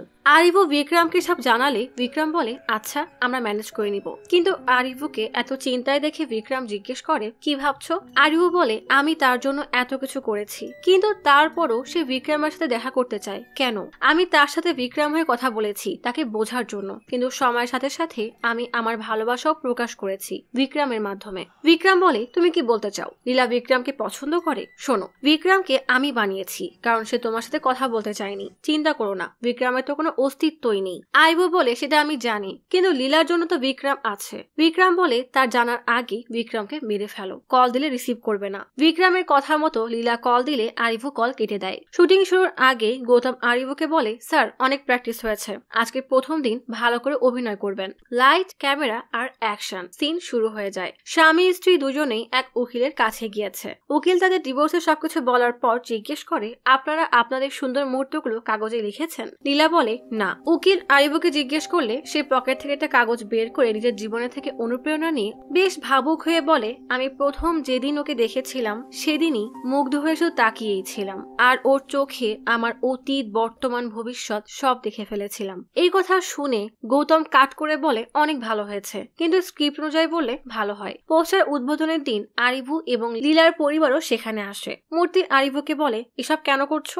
আমাদের পরিবার একটা সম্মান আছে। আরিভু জানায়, লীলা নায়িকা হলে আমাদের সম্মান আরো বেড়ে যাবে। তার বিয়ে তার মন মতো হয়নি, এটা না হয় নিজের ইচ্ছা মতোই করুক। উপরে দাঁড়িয়ে লীলা এবং তার মা আরিভুর কথাগুলো শুনছিল। লীলার মা বলে, ও তো একটা হীরার টুকরা, তোর জন্য কত কি করছে, তোর বাবার কথা চিন্তা করিস না, তুই শুধু মন দিয়ে যেটা করতে চাস কর। শুটিং চলাকালীন সময় লীলা বিক্রমকে কল দিতেই থাকে, কিন্তু আরিভু কল রিসিভ করে না। রাস্তায় শুট করার সময় আঙ্কেল গৌতমকে জানায় সে গাড়ি, সাইকেল সব ম্যানেজ করে দিয়েছে, কিন্তু 10:30টার মধ্যে রাস্তা ক্লিয়ার করে দিতে হবে, কারণ সরকার এই রাস্তা ব্যবহার করবে, না হলে তারা তোমার ক্যামেরা ভেঙে থানায় নিয়ে যাবে। তখন আমি তোমাদেরকে ছাড়াতে যাব না বলেই চলে যায়। গৌতম বলে, আমার সেট আপ করতেই তো 10টা বাজবে, কিন্তু মামা কোনো কথা কানেই দেয় না। গৌতম লীলা আর আরিভুর ভ্যানিটিতে যেয়ে তাদেরকে তাড়াতাড়ি করতে বলে। এরপর সাশার কাছে এসে বলে, আমাদের কাছে সময় নেই, সম্পূর্ণ সিন করতে পারবো না, শুধু নায়িকা নায়কের উপর রাগ করবে, তারপর গুন্ডা সে নায়িকাকে কিডন্যাপ করবে।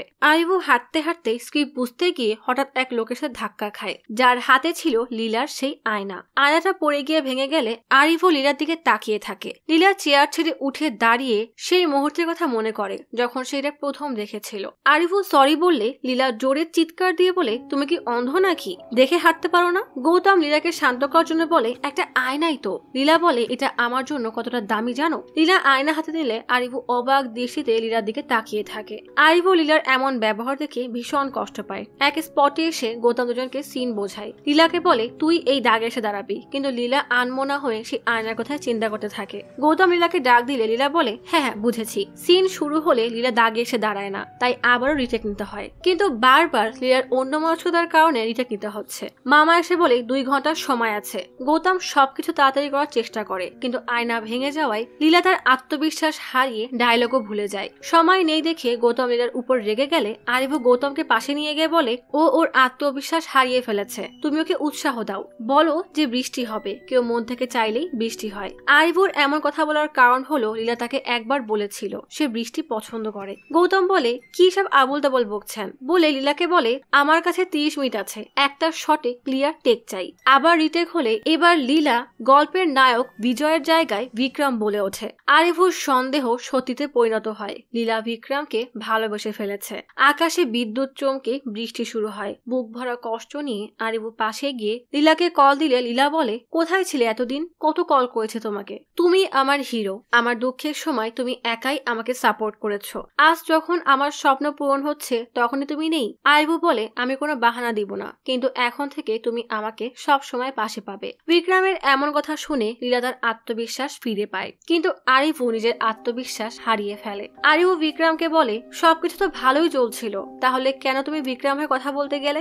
আরিভু বলে, বিক্রম লীলার সাপোর্ট, বিক্রমকে ছাড়া লীলা একা হয়ে যাচ্ছিল, সে নায়িকা হতে চায়, আর আমি তার এই স্বপ্নে কোনো রকমের বাধা আসতে দিব না, তাকে ডিস্টারবেন্সে ফেলবো না, তাই যতদিন মুভি শুটিং চলবে আমি তার সাথে বিক্রম হয়ে কথা বলবো। বিক্রম বলে, বোকামি করছো, যদি সে কখনো জানতে পারে তুমি তার চোখের দিকেও তাকাতে পারবে না, তুমি তার জন্য কি কি করেছো জানার পরও সে তোমাকে ছেড়ে দিবে। কিন্তু আরিভু বলে, লীলা যদি বিক্রমকে চায় তার পাশে, তাহলে বিক্রমই থাকবে। বিক্রম বুঝে যায় একে কিছু বলে লাভ নেই, তাই চলে যায়। পরের দিন শুটিং এর সময় মামা আরিভুকে কল করে বলে, আমার স্ত্রী অসুস্থ, তাই আমি বাসায় চলে এসেছি, কিছুদিন তুমি সামলে নিও। কল রাখার পরে এক স্টাফ আরিভুকে সিন বোঝাতে বোঝাতে স্পটে নিয়ে আসলে সাথে সাথে আগুন দেখে আরিভু কেমন যেন অস্থির হয়ে যায়। গৌতম আরিভুর কাছে গেলে আরিভু জিজ্ঞেস করে, আগুন কেন? গৌতম বলে, মারামারির দৃশ্যতে আগুন থাকলে সিনটা বেশি থ্রিলার লাগবে। আরিভু বলে, আগুন? আর কিছু বলতেই যাবে, ঠিক তখনই সেখানে লীলা চলে আসলে আরিভু কথা ঘুরিয়ে বলে, না, আগুনে কোনো সমস্যা নেই, কারণ বিক্রম একবার লীলাকে বলেছিল তার আগুনকে ভয় লাগে। লীলা যেন বুঝতে না পারে যে আরিভুই বিক্রম, তাই কথা ঘুরিয়ে দেয়। এদিকে সেটার বাইরে সেই ডিরেক্টর আসে যাকে আরিভু মেরেছিল। তার লোক এসে বলে, আমি খোঁজ নিয়েছি, এই মুভির নায়িকাই লীলা, আর হিরো হচ্ছে সেই ছেলে যে আপনাকে মেরেছিল। এদিকে অ্যাকশন মাস্টার আরিভুকে অ্যাকশন সিকোয়েন্স বুঝিয়ে আগুনের কথা বললে আরিভু বেশ অস্বস্তি বোধ করে। ডিরেক্টরের লোক বলে, আপনি যান, আমি দেখছি। লোকটা মারামারি করার জন্য যেসব গুন্ডা এনেছিল তাদেরকে ভেতরে নিয়ে এসে আরিভুকে দেখিয়ে দিয়ে চলে যায়। গুন্ডাগুলো তাদের জায়গা নিয়ে নেয়। সিন শুরু হলে একজন আরিভুকে মারতে যায়। আরিভু মুখ ঘুরিয়ে নিলে পাশে আগুন দেখে একটা ডাক শুনতে পায়। এরপর আরেকজন আরিভুকে সত্যিকারে ঘুষি মারলে সবাই চমকে যায়। আসল গুন্ডাগুলো নকল গুন্ডাগুলোকে আটকে আরিভুকে মারা শুরু করলে গৌতম আর অ্যাকশন মাস্টার বাধা দিতে যায়, কিন্তু তারা সবাইকে সেখান থেকে বের করে দরজা আটকে দেয়। লীলার হাতও টাইট করে বেঁধে দিয়ে আরিভুকে মারা শুরু করে। লীলার চারপাশে কেরোসিন তেল ঢালা শুরু করলে আরিভু উঠে থামাতে যায়, কিন্তু একটা রড দিয়ে বাড়ি মারলে আরিভু জ্ঞান হারিয়ে মাটিতে লুটিয়ে পড়ে। একটা আগুনের ফুলকি আরিভুর চোখে লাগলে আরিভু ছোটবেলার কথা মনে পড়ে যায়। বাস স্টেশনে বসে আরিভু এবং জননী হাত ধরে বসে আছে। আরিভু হেডফোন লাগিয়ে গান শুনছে, আর জননী বাইরে তাকিয়ে দেখে বাস ছাড়ছে না কেন। জননী কথা বলতে পারে না, তাই ইশারায় বাবাকে ডাকছে, কিন্তু বাবা সামনে সিটে থাকায় দেখতে পায় না, তাই আরিভু তাকে ডেকে দেয়। জননী ইশারায় বাবাকে বলে, বাস কখন ছাড়বে? বাবা বলে, জানি না। জননী মন খারাপ করে সিটে বসে পড়ে। বোনকে মন খারাপ করতে দেখে আরিভু ড্রাইভারের কাছে গিয়ে জিজ্ঞেস করে, বাস ছাড়বে কখন? ড্রাইভার বলে, এই তো 5 মিনিট। আরিভু বলে, আমার একটা সাহায্য করবেন? এরপর সিটে এসে জননীকে বলে, তুই জানলার রড ধরে ধাক্কা দে, দেখবি বাস চালু হয়ে গেছে। জননী ভাইয়ের কথা মতো ধাক্কা দিলে বাস চালু হয় না। আরিভু বলে, আরো জোরে দে। এরপর ড্রাইভারকে ইশারা দিলেই ড্রাইভার বাস স্টার্ট দেয়। জননী খুশি হয়ে যায়, কিন্তু ড্রাইভার সামনে দেখে কিছু লোক বোতলে আগুন নিয়ে বাসের দিকে ছুঁড়ে মারছে। চারিদিকে আগুন আর আগুন। দুর্বৃত্তরা সবাইকে মারধর করছে। আরিভু তাড়াতাড়ি করে জননীর কানে হেডফোন পরিয়ে দেয় যেন সে এসব শব্দে ভয় না পায়। বাস থেকে নেমে আরিভু আর জননী হাত ধরে দৌড়াতে থাকে, কিন্তু তারা তাদের বাবাকে হারিয়ে ফেলে। সবাই যে যার জীবন বাঁচানোর জন্য দৌড়াচ্ছে। কিছু দূরে যেতেই ভিড়ের মধ্যে আরিভু জননীকে হারিয়ে ফেলে। এটাই সেই দৃশ্য যেটা গল্পের শুরুতে আরিভু স্বপ্নে দেখেছিল। আরিভু জননী জননী বলে চিৎকার করতে থাকে, কিন্তু কোথাও পায় না। সামনে তাকিয়ে দেখে বাস ব্লাস্ট হয়ে গেছে। এটা দেখে আরিভু জ্ঞান হারিয়ে পড়ে যায়। আর ঠিক এই কারণে আরিভু আজও আগুনকে ভয় পায়। সিন বর্তমানে শিফট হলে লীলা বাঁচাও বাঁচাও বলে চিৎকার করতে থাকে। আরিভু কোনো রকমে নিজেকে সামলিয়ে হুঁশ ফিরিয়ে উঠে দাঁড়ায়। লোকগুলো আগুন নিয়ে লীলার দিকে এগোচ্ছিল। আরিভুকে উঠে দাঁড়াতে দেখে আবার আরিভুর কাছে এসে তাকে মারতে যায়, কিন্তু এবার আরিভু উল্টা তাদেরকে মারতে শুরু করে। সেদিন জননীকে বাঁচাতে পারেনি, কিন্তু আজকে নিজের ভয়কে উপেক্ষা করে আগুনের মধ্যে গিয়ে লীলার হাতের বাঁধন খুলে দেয়। চারিদিকে আগুন দেখে পাশের এক লম্বা কাপড় হাতে পেঁচিয়ে লীলাকে নিয়ে এক লাফে আগুন থেকে সরে গিয়ে মাটিতে পড়ে। মাথায় আঘাত লাগায় আবারও জ্ঞান যায় যায় অবস্থা। আরিভু দেখে ছোট্ট জননী চুপ করে দাঁড়িয়ে আছে। আরিভু সেখানে দৌড়ে গেলে কোনো এক অদৃশ্য শক্তি দুজনকে আলাদা করে দেয়। জননীকে নিয়ে এমনই এক ভয়ানক স্বপ্ন দেখে আরিভু লাফিয়ে ওঠে। আরিভু লাফিয়ে উঠে দেখে সে হাসপাতালের বেডে শোয়া, তার হাতে ব্যান্ডেজ করা। ঠিক তখনই সানাম, গৌতম আর সাশা ভেতরে আসে। গৌতম জানায় লীলা এখন ভালো আছে, আর এখনো জানা যায়নি যে এসব কে করেছে, তবে আমরা পুলিশে রিপোর্ট করেছি। ঠিক তখনই লীলা আসলে সবাই বের হয়ে যায়। লীলা আরিভুকে বলে, আমি কখনো তোমার সাথে দুইটা কথাও বলিনি, ভালোবাসা তো দূরে থাক, কত বাজে ব্যবহারও করেছি, তবুও তুমি আমার জন্য এত কিছু কেন করছো? আমি কখনো তোমাকে এসব করতে বলেছি? তুমি নিজের ইচ্ছায় করেছো, আর খারাপ লাগছে আমার, নিজের কাছে নিজেকে বিরক্ত লাগছে। আমি কখনো তোমাকে এসব শোধ করতে পারবো না। দয়া করে আজকের পর থেকে আমার জন্য আর কিছু করবে না, অনেক হয়েছে বলেই কাঁদতে কাঁদতে রুম থেকে বের হয়ে যায়। বেচারা আরিভু এত কিছু করলো, তবুও এই পাষাণের মন পেল না। লীলা বিক্রমকে কল দেয়। লীলার কল দেখে আরিভু কল রিসিভ করতে লীলা বলে, কারোর সাথে আমি অনেক বাজে ব্যবহার করার পরও সে আমাকে অনেক ভালোবাসে, এটা কি সম্ভব? আরিভু বলে, সম্ভব। ভালোবাসা যদি তোমার ভাগ্যে থাকে তাহলে তুমি যত বাজে ব্যবহারই করো না কেন, সত্যি ভালোবাসা কখনোই তোমাকে ছেড়ে যাবে না, আজীবন তোমাকে ভালোবাসবে। আর যদি তোমার ভাগ্যে না থাকে তাহলে যতই মন থেকে চাও না কেন, ভালোবাসা পাবে না। লীলা জিজ্ঞেস করে, তুমি কি এমন কিছু হারিয়েছো যা তুমি অনেক চেয়েছিলে? আরিভু বলে, হ্যাঁ, আমার ছোট বোন জননীকে। আরিভু বলে, ছোটবেলা থেকেই ও সব সময় আমার হাত ধরে রাখতো, এমনকি ঘুমাতে গেলেও আমার হাত ধরেই ঘুমাতো। তবে একদিন সে আমার হাত ছেড়ে দিল, এরপর সে আর ফিরে আসেনি। তাই আজও আমি আমার হাত খুলে রেখেছি, যদি সে ফিরে আসে তাকে আর যেতে দিব না। জননীর কথা মনে পড়তেই আরিভুর চোখ থেকে টপ টপ করে পানি পড়তে থাকে। লীলাও ফোনের অপর পাশ থেকে কাঁদছে। আরিভু কল কাটতেই মামা প্রচুর রেগে এসে লীলাকে বলে, মাত্র 2টা দিনও তোমরা ওকে দেখে রাখতে পারলে না বলেই আরিভুর কাছে আসে। মামা আরিভুর বোকামের জন্য অনেক বকা দিয়ে হাসপাতাল থেকে রিলিজ নিয়ে বলে, চলো আমার সাথে, এখানে তোমার দেখাশোনা করার মতো কেউ নেই। আরিভু লীলার দিকে তাকালে লীলা অপরাধীর মতো মাথা নামিয়ে রাখে। মামা আরিভুকে নিয়ে বাবা মায়ের কাছে চলে আসে। বাসায় ফিরে আরিভু গভীরভাবে কিছু একটা ভাবতে থাকে। মায়ের সেবায় কয়েকদিন পরে আরিভু সুস্থ হয়ে যায়। আরিভু কি ভেবে যেন আবারও আগের মতো লুঙ্গি শার্ট পরে নেয়। মামা এসে রেগে বলে, তুমি কি পাগল হয়ে গেলে? তোমার মা বললো তুমি নাকি আবারও মালয়েশিয়া ফিরে যাচ্ছ। আরিভু আসলে সব আশাই ছেড়ে দিয়েছে। তাই মামাকে বলে, এখানে একটা উদ্দেশ্য নিয়ে এসেছিলাম, সেটা যখন পূরণ হলোই না, তখন লীলার ইচ্ছা পূরণের খুশি নিয়েই ফিরে যাব। মামা অবাক হয়ে বলে, তাহলে এতদিন যে ওর মন পাওয়ার জন্য এত কিছু করলে, তার কি হবে? আরিভু বলে, ওসব কথা থাক না মামা। রাতে আরিভু মালয়েশিয়া যাওয়ার জন্য বের হচ্ছিল। ঠিক তখনই লীলা বিক্রমের নম্বরে কল দিয়ে বলে, আমি কাল যেভাবেই হোক তোমার সাথে দেখা করতে চাই, তুমি না বলতে পারবে না, অনেক জরুরি একটা কথা আছে। আরিভু বেশ অবাক হয়ে যায়। আবারও সব ক্যান্সেল করে বিক্রমের কাছে ফিরে আসে। বিক্রম বলে, তোমাকে আগে এসব বন্ধ করতে বলেছিলাম, এখন কি করবে? আরিভু বলে, এত কিছু হয়ে যাওয়ার পরও লীলা কেন বিক্রমের সাথে দেখা করতে চাচ্ছে? বিক্রম বলে, এখনই বোঝনি? কাল নিশ্চিত ও বিক্রমকে প্রপোজ করবে। আরিভু বলে, না, লীলা এমন মেয়ে না। বিক্রম রেগে বলে, তাহলে লীলা আজ পর্যন্ত বিক্রমকে কেন বলল না যে সে বিবাহিত? আচ্ছা, তোমার যখন বিশ্বাস হচ্ছেই না, তাহলে আগামীকাল নিজ চোখেই দেখবে। তুমি বিক্রম না হয়ে আরিভু হয়ে গেলে দেখবে লীলা আসলে বিক্রমের জন্য অপেক্ষা করছে। ওর চোখেই তোমার সব প্রশ্নের উত্তর পেয়ে যাবে। আরিভু পরের দিন সকালে ক্যাফেতে এসে আড়াল থেকে দেখে লীলা অস্থির হয়ে বিক্রমের জন্য অপেক্ষা করছে। ঠিক তখনই লীলা বিক্রমের নম্বরে কল দেয়। লীলা হঠাৎ সামনে তাকিয়ে আরিভুকে দেখে কলটা কেটে দেয়। আরিভু এসে বলে, আমি এখানে বসবো? লীলা বেশ ইতস্তত করে হ্যাঁ বললে আরিভু বসে জিজ্ঞেস করে, তুমি কি কারোর জন্য অপেক্ষা করছো? লীলা আমতা আমতা করতে করতে বলে, আমার এক বন্ধু আসবে, তুমি কেন এসেছো? বিক্রম বলে, আমিও আমার এক বন্ধুর সাথে দেখা করতে এসেছি। লীলার চোখে মুখে চিন্তার ছাপ দেখে আরিভুর বারবার বিক্রমের বলা কথা মনে পড়ে যে লীলার চোখ দেখলেই বুঝবে সে আসলে কাকে ভালোবাসে। আরিভু বেশ রাগ হয়ে জিজ্ঞেস করে, তোমার বন্ধু জানে যে তুমি বিবাহিত? লীলা এর উত্তর দেওয়ার আগে একটা মেয়ে সে লীলার পাশে বসে। লীলার মন হঠাৎই খুব খারাপ হয়ে যায়। আরিভু অবাক হয়ে জিজ্ঞেস করে, মেয়েটা কে? লীলা চোখ নামিয়ে বলে, আমার বন্ধুর হারিয়ে যাওয়া বোন। কথাটা যেন আরিভুর বুকে জোরে একটা বাড়ি খায়। আরিভুর দুনিয়াটাই থমকে গেছে।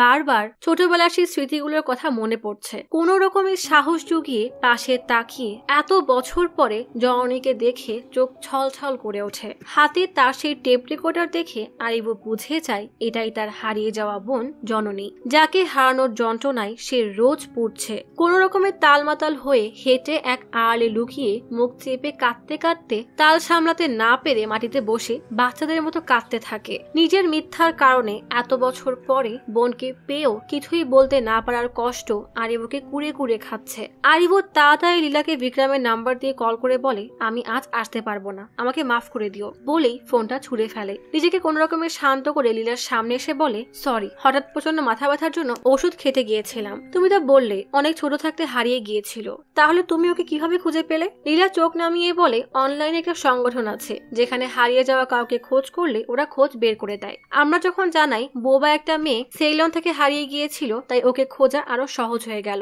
আরিভু বোনকে ভালো মতো দেখে বলে, তাহলে আমি আসি? যেতে গিয়েও ফিরে তাকিয়ে বলে, তোমার ফ্রেন্ড কি তোমার জন্য অনেক গুরুত্বপূর্ণ যে তার জন্য এত কঠিন একটা কাজ করলে? লীলা চুপ করে বসে থাকে। আরিভু শেষ একবার বোনের দিকে তাকিয়ে পাশ ফিরে কাঁদতে কাঁদতে ক্যাফে থেকে বেরিয়ে যায়। জননী লীলাকে ইশারায় জিজ্ঞেস করে, কি হলো? লীলা মাথা নাড়িয়ে বলে, কিছু না। হারিয়ে যাওয়া বোনকে এত কাছে পেয়েও একবার বোন না ডাকতে পারার কষ্টে আরিভুর ভিতরে জ্বলে পুড়ে শেষ হয়ে গেলেও চুপচাপ চলে যায়। বিক্রম জিজ্ঞেস করে, তুমি তোমার বোনকে সব সত্য বললেই পারতে। আরিভু বলে, আমি যদি বোনকে দেখে সত্য বলে দিতাম তাহলে লীলা বিক্রমের সত্য জেনে এটাই ভাবতো যে আমি তাকে কত বড় ধোঁকা দিয়েছি। অনেক হয়েছে, আমি আর এই মিথ্যা বলতে পারবো না। আগামীকাল আমাদের শেষ শুটিং, আমি ওকে সব সত্য বলে দিব। মজার বিষয় হলো কাল শুটিং এও আমি ওকে ডিভোর্স দিব, আসল জীবনেও আমি ওকে ডিভোর্স দিব। পরের দিন সকালে সবাই যখন শুটিং এর কাজে ব্যস্ত, তখন আরিভু মেকআপ রুমে লীলার কাছে এসে বলে, আজ না বললে হয়তো এই কথা আর কোনোদিনও বলতে পারবো না। আমি তোমাকে ভালোবেসে এতটাই অন্ধ হয়ে গিয়েছিলাম যে তুমিও আমাকে ভালোবাসো এটাও চাইনি বা ভাবিওনি। তুমি নিশ্চয়ই নায়কের মতো কাউকে বিয়ে করতে চেয়েছিলে, কিন্তু আমি খুবই সাধারণ একজন মানুষ। আমি তো জানিও না কিভাবে ভালোবাসি বলতে হয়, কিন্তু এটা জানি যে আমি তোমাকে অনেক ভালোবাসি। তাই তোমাকে মুক্ত করার জন্য ডিভোর্স পেপারে সাইন করে দিয়েছি বলেই টেবিলের ডিভোর্স পেপার আর মঙ্গলসূত্র রেখে চলে যায়। লীলা আজও নিষ্প্রাণের মতো দাঁড়িয়ে থাকে। কিছুক্ষণ পরই শুটিং শুরু হয়ে যায়। আজ লীলা এবং আরিফু কোর্টে ডিভোর্সের ফাইনাল হিয়ারিং এর জন্য এসেছে। বিচারক আরিফুকে জিজ্ঞেস করে, আপনি ডিভোর্সের জন্য প্রস্তুত? আরিফু ছলছল চোখে কিছু একটা বলতেই যাবে, ঠিক তখনই আরিফুর ফোন বেজে ওঠে। আরিফু সবাইকে সরি বলে ফোন বের করে স্ক্রিনের দিকে তাকাতেই হতবাক হয়ে দেখে লীলা। সামনে তাকিয়ে দেখে লীলা কানে ফোন নিয়ে বলছে, কল রিসিভ করো বিক্রম। নিজের এত বড় মিথ্যা ধরা পড়ায় বিক্রম হতবিহ্বল হয়ে দাঁড়িয়ে থাকে। ঠিক এই মুহূর্তের এই দৃশ্য আপনাকে শিউরে দিবে, মনে হবে আরিফুর জায়গায় আপনি দাঁড়িয়ে আছেন। যাই হোক, লীলা বলে, বাহ, এত মিথ্যা বললে।